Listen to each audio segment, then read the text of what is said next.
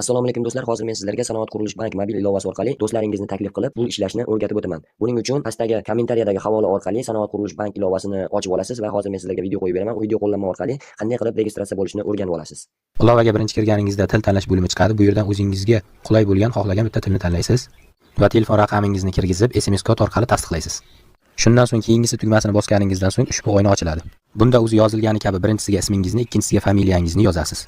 E'tiborli bo'ling, aksiyada qatnashishni boshlash uchun taklif qiluvchi kodi degan joyga videoda ko'rsatilgan kodni yozasiz va videoda ko'rsatilgan joyga tasdiqlash belgisi, ya'ni galchka qo'yib, keyingisi tugmasini bosishingiz mumkin. Va sizda ushbu oyna ochiladi. Bu yerda harf va raqamlardan iborat 8 ta parol tuzishingiz kerak va ixtiyoriy maxfiy so'z kiritasiz va keyingisi tugmasini bosishingiz mumkin.